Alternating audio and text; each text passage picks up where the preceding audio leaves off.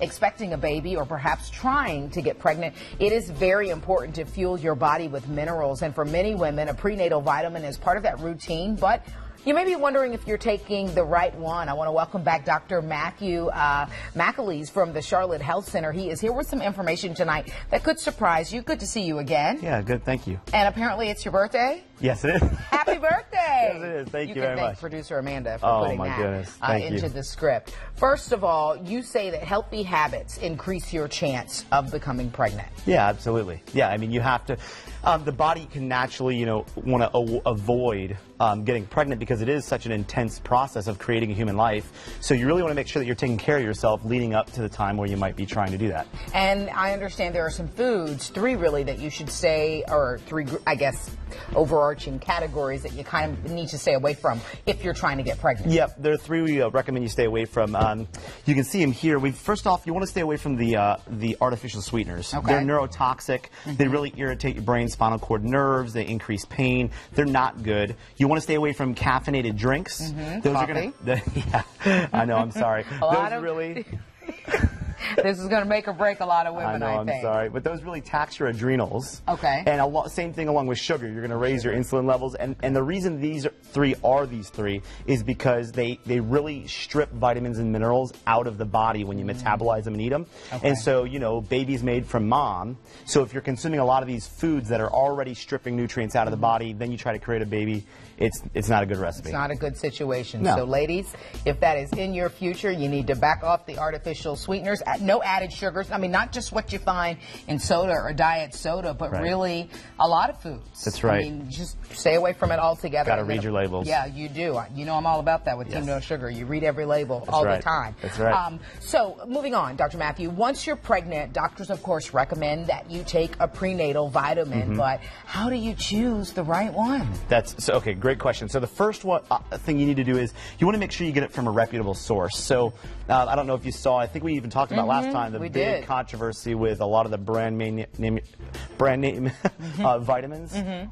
So they didn't independently test. So you've got to make sure you get one that's independently tested and what they say is on the label is actually in there. And I guess a great first resource is your doctor. I mean, I hesitate to use the word prescriptions for prenatal vitamins. I don't know if that's accurate, but can they recommend, obviously, a brand for you? A lot do, but what I'd really say is, and this is nothing against doctors, but we don't get a lot of nutrition. Most actually don't get any in school. So you really want to find someone that has a degree in nutrition, that knows what they're talking about, and get a good recommendation. Absolutely.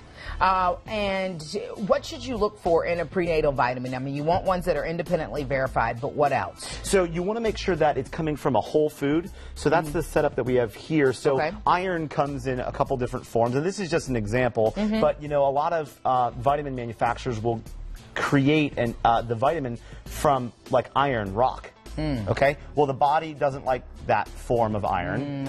Or you can get it from spinach. Now I know that's not something people necessarily like to eat. It's just an example. The point is you want to get the vitamin from a whole food source. If you get it from a whole food, the body knows how to metabolize it, right? But unfortunately, a lot of manufacturers try to save money and throw in the rock version, and they do that quite a bit. How much do you need to take?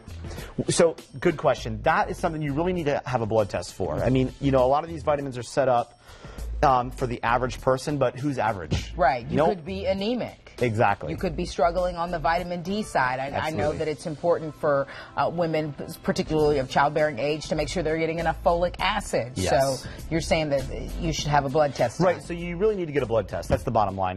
Because some people might need a lot more, some might need less. If you've been eating the foods we talked about at the beginning, then you're going to need something more than just what's recommended directly on the label itself. And the only way to know is to actually get the information and get tested. Well, there you go. And you brought in like a blood test kit. But again, absolutely. I feel like if you're going to start trying and you're going to have that conversation with your doctor, that should be something that comes up, saying, okay, let's make sure we get you a blood test so that they can make sure that everything is on the up and up. Absolutely. And the big thing you want to look out for is there's a big difference between normal or minimal levels and optimal levels. Okay. So a lot of people think, oh, it was fine, I just snuck in. Well, if you're going to start creating a child and it's going to start pulling nutrients from your body, you want to make sure you're at that upper end of normal or optimal, not the bottom level. Dr. Matt Matt holds frequent workshops about all of this. The next is going to be held Monday, April 13th. That's next Monday, on how to rid your home of toxins from 6:15 until 9:15 p.m.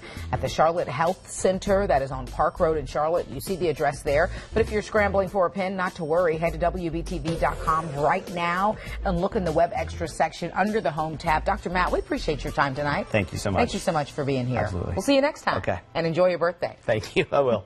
All right, folks, let's get back to our sound off.